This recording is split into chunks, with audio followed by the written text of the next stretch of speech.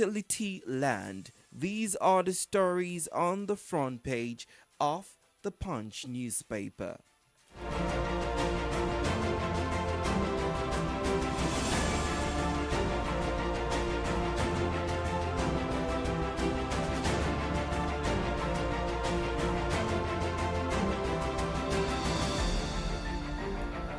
Alright, from the Punch, we'll move over to the Nigerian Tribune paper. After 10 months, Plateau Speaker swears in APC lawmakers. Financial institutions must be part of counter-terrorism, NSA. And bad governance, court admits 10 protesters to 10 million naira bail each. Afenifere faults treasonable charges against them. The biggest story in the Nigerian Tribune paper reads, Edo PDP threatens not to sign peace accord. Riders to that, Obaseki accuses police of waging war against party. Party labels wreck Commissioner of Police Wike's associates. You have nothing to fear. INEC assures PDP extends PVC collection for 5 days. PDP's accusation attempt to stop investigation of killed policeman IGP. We are satisfied with INEC police commitment to neutrality APC. Police to deploy 35,000 personnel, Beavers, IREF, compulsory in Edo, Ondo elections, INEC. Reps move to address non-implementation of directive to move varsities from IPPIS. Woman slums, dies while giving testimony in church, quite a sad story. Mpox vaccination is mostly used for prevention, not treatment or cure, export. Food shortage hits Maiduguri as governor says over 1 million people displaced by flood. UN warns against cholera outbreak, malnutrition in IDP camps. Yobe issues fresh food alert to 9 local government areas. These are the stories on the front page of the Tribune paper.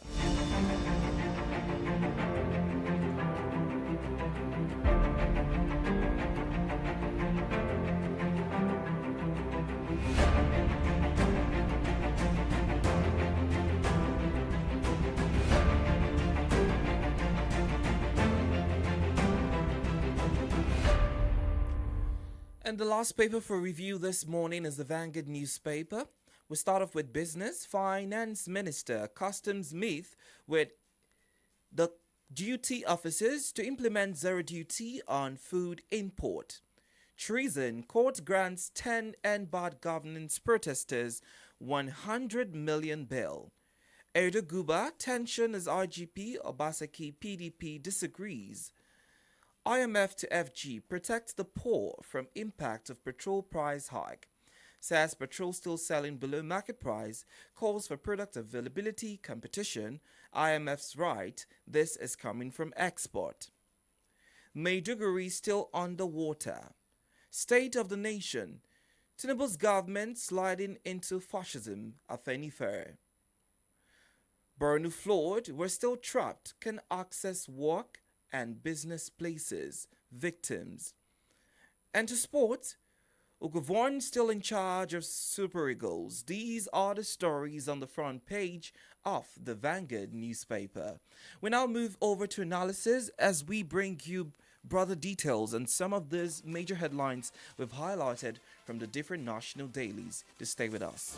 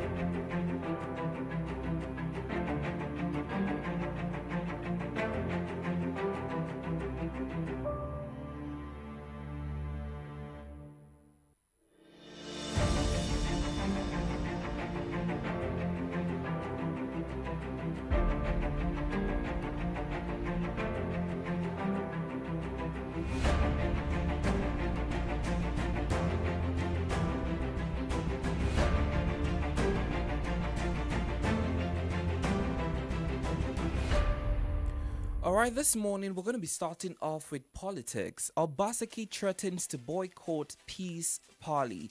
The Edo State governor and leader of the People's Democratic Party in Edo State has hinted on Wednesday that the PDP might not sign the peace accord today ahead of the September 21st governorship election. Obaseki alleged that the Nigerian police responsible for enforcing the accord had shown through their actions that they were acting in the interest of the All Progressives Congress and waging war against the PDP. Recall that yesterday, myself and Comrade Ayodiji had a conversation with regards to the preparation of different stakeholders with regards to the 21st September election that would happen in Edo State. And there's been a bit of debacle between the APC and the PDP. Now, Obaseki is accusing the police of waging war against his party. And he's talked about, the REC, the Commissioner of Police, and other major players in the election as weaker associates.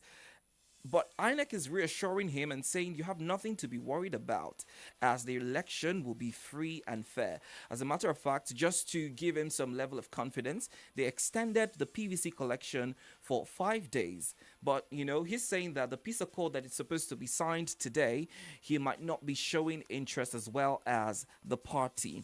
But I think the bottom line of all of this is, what is the preparation for this election as it concerns the working of the IRF, the working of beavers, electoral officers showing up on time, etc.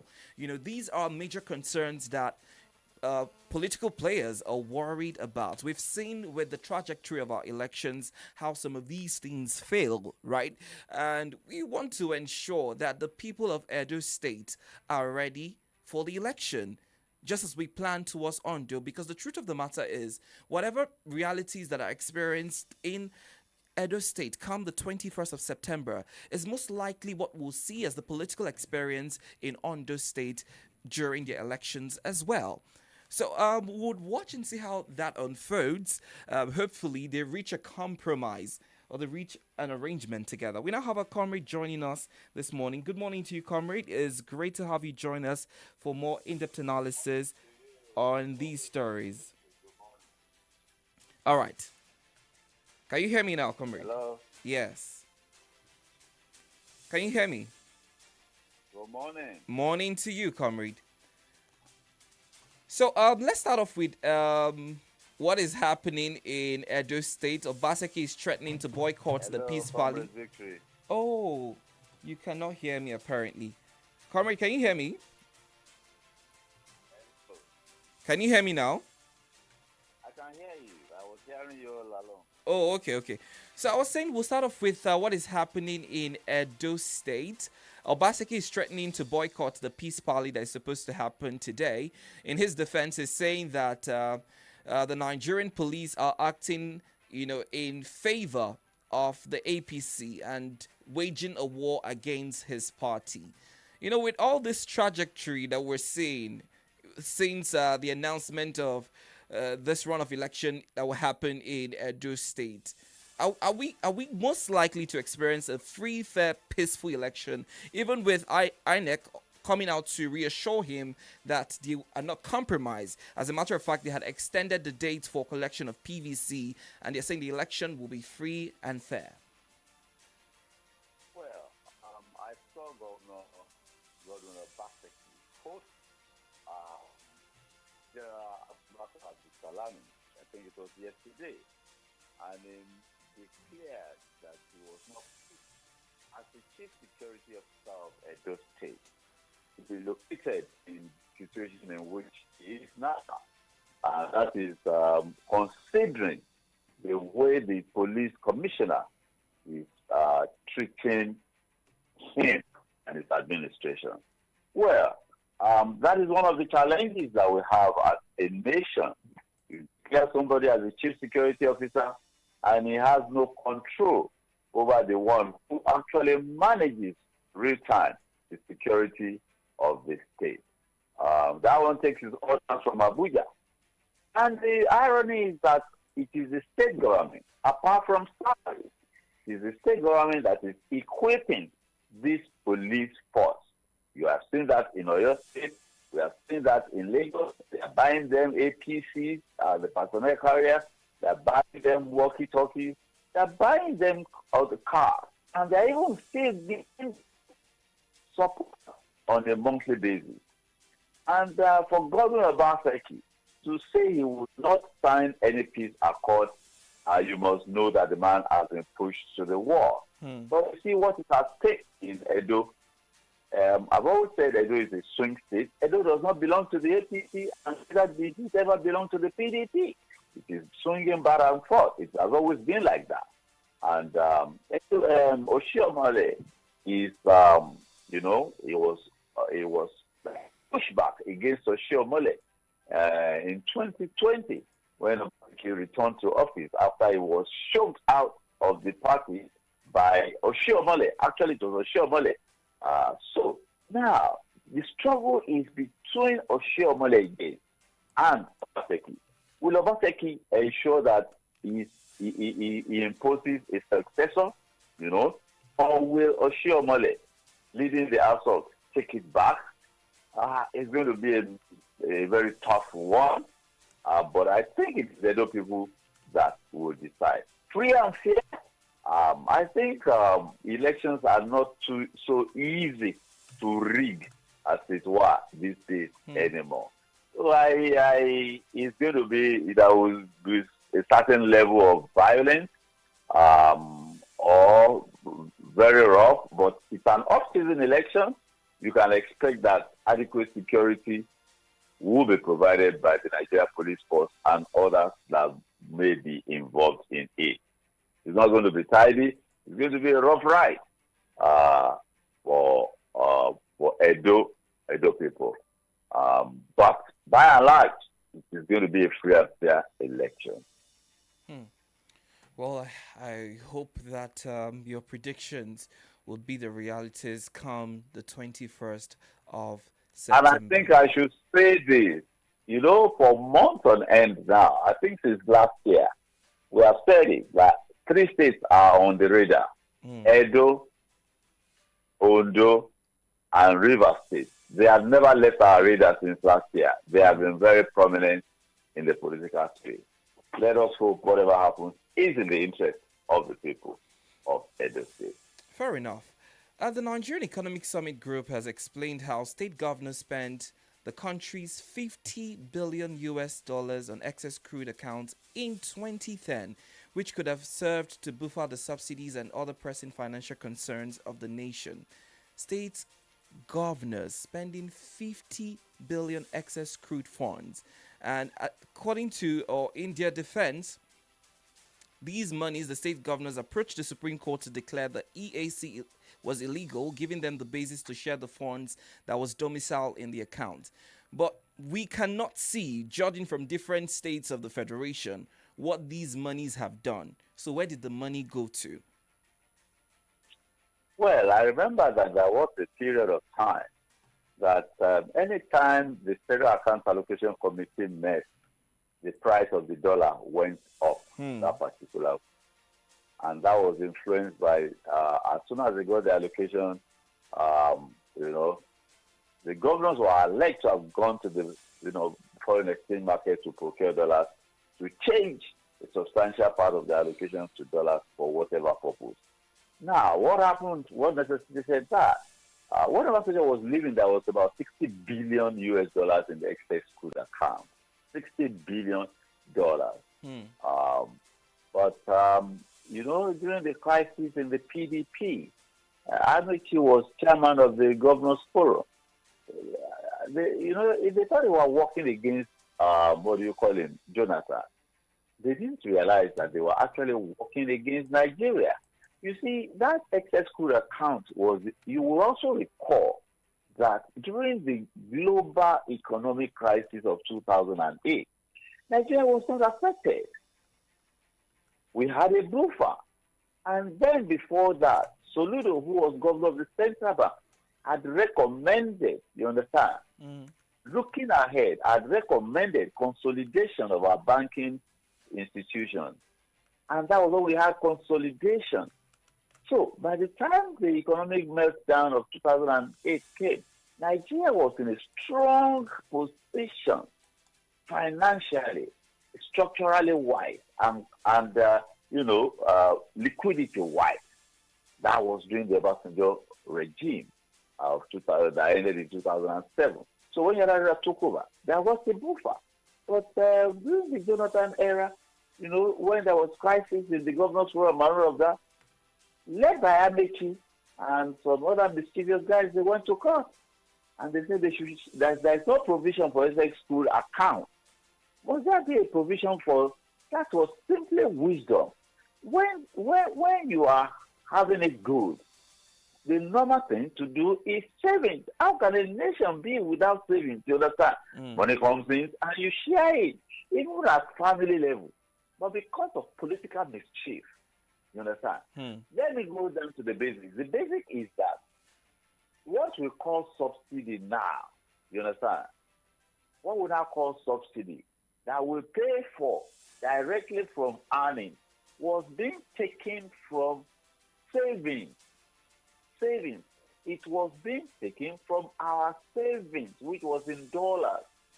So now, what we do now in subsidy is that it's like pay as you go. You understand?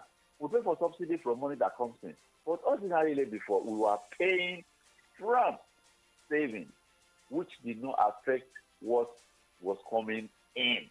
So that's where the challenge is now. That is why it is so obvious that this, the subsidy is eating directly into what we ought to be using, to operate as a people.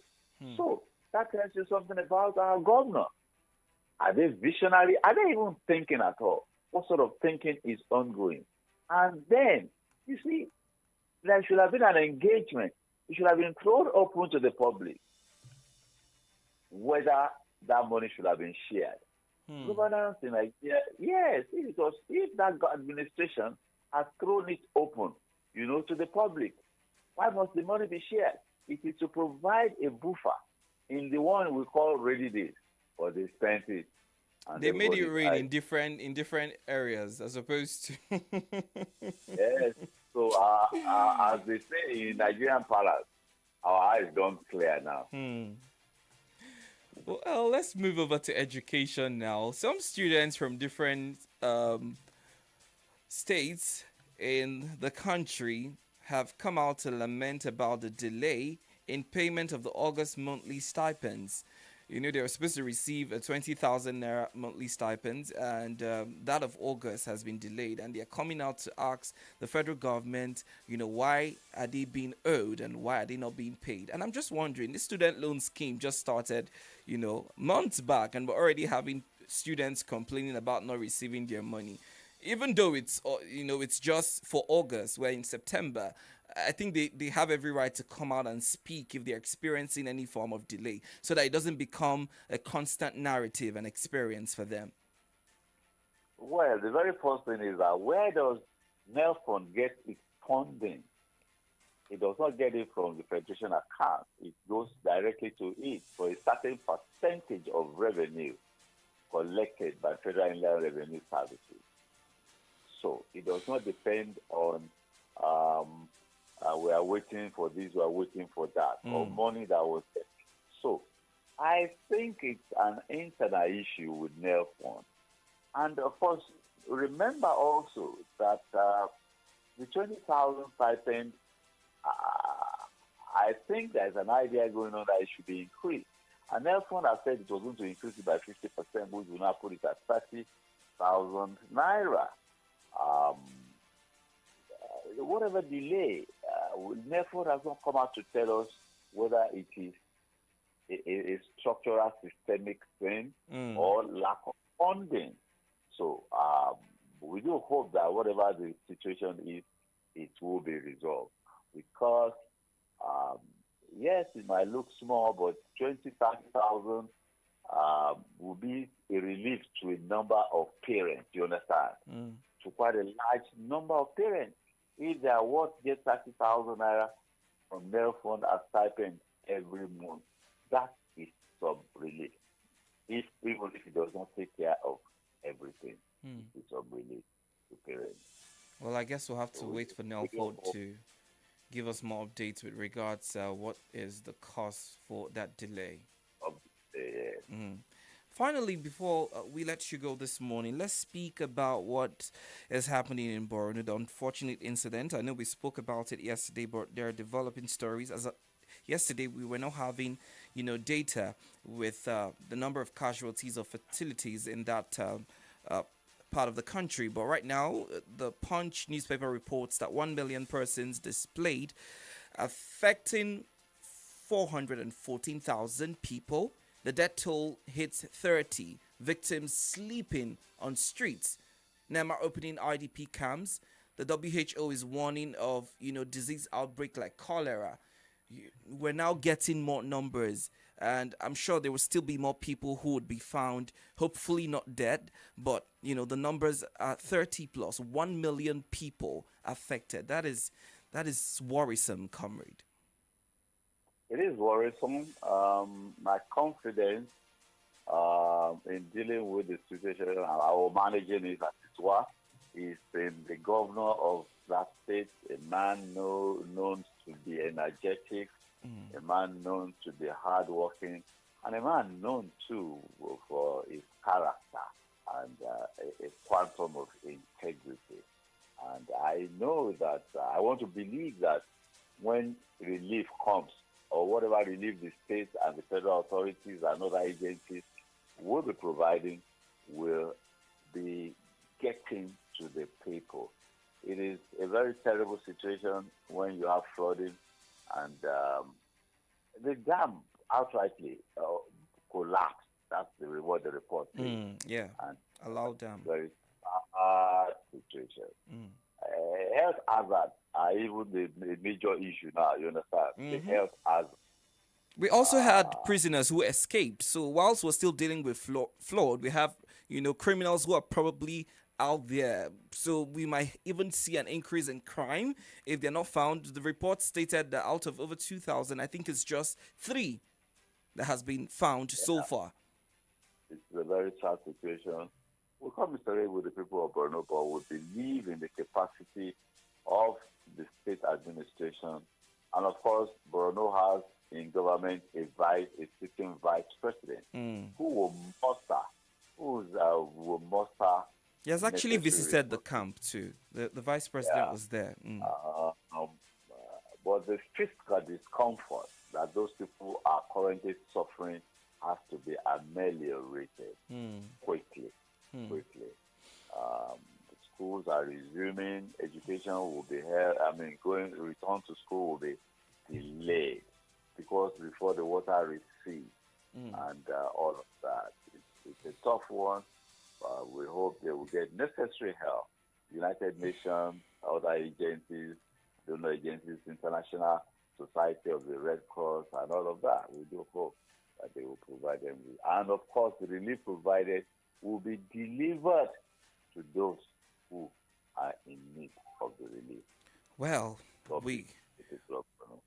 we surely do commiserate with the people of Borno State, and we hope that all the aid that is required, is given to them. Thank you so much, comrade, for lending your thoughts this morning.